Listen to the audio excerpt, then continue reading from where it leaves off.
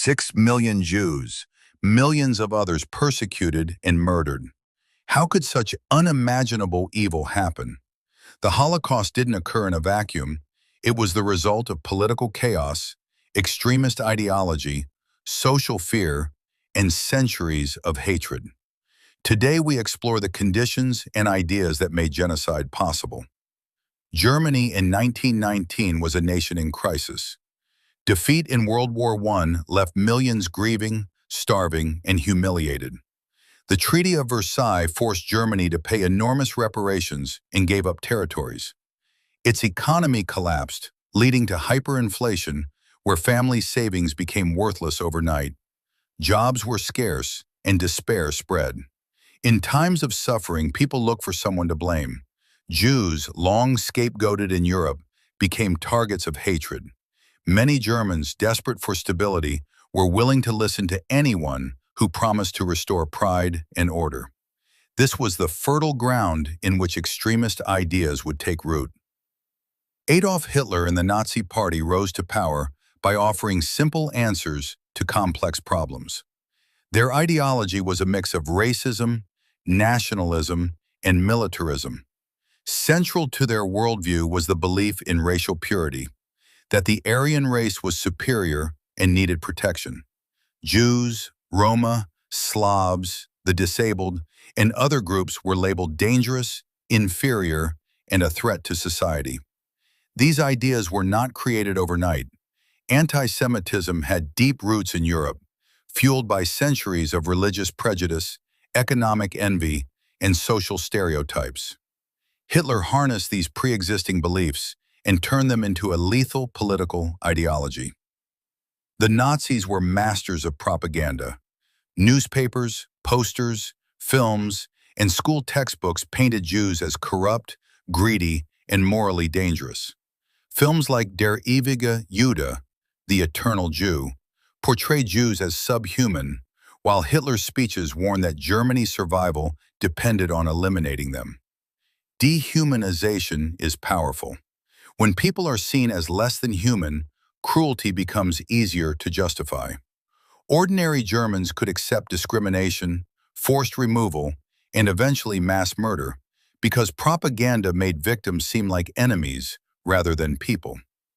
The Nazis didn't just rely on propaganda, they turned ideology into law. The Nuremberg Laws of 1935 codified racial discrimination. Jews lost citizenship, were forbidden to marry non-Jews, and were excluded from public life. Other laws and decrees banned Jews from schools, universities, and professional jobs. This legal framework normalized discrimination and made persecution part of daily life. It sent a clear message. The state sanctioned hatred, and resistance could mean imprisonment, exile, or death. Hate was not only top-down, it was social. Ordinary citizens, influenced by fear, conformity, and indoctrination, often turned a blind eye or participated in persecution. Neighbors betrayed neighbors. Families and communities were torn apart. Silence and compliance became weapons of oppression. The social environment allowed Nazis to escalate from discrimination to forced deportation and ultimately mass murder. The Nazis also exploited economic desperation. Jewish-owned businesses were seized and redistributed to Aryan Germans. Land, property, and wealth were confiscated. This created economic incentives for compliance.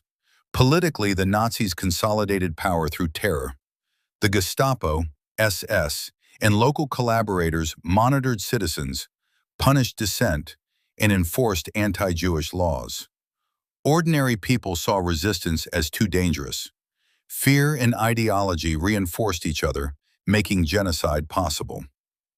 All of these conditions, economic hardship, political instability, centuries of prejudice, racist ideology, propaganda, legal discrimination, and social compliance, set the stage for the final solution. By 1942, the Nazis could industrialize murder on an unprecedented scale. Dehumanized, legally excluded, socially isolated, and systematically targeted, Millions of Jews and other minorities were murdered. The Holocaust is a tragic demonstration of how dangerous ideas, left unchecked, can become a machine of destruction. The Holocaust was not inevitable. It was enabled by human choices, fear, and ideology. Understanding these conditions is crucial.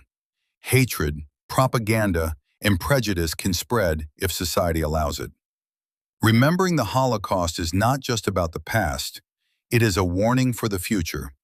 Every act of injustice ignored is a chance for history to repeat.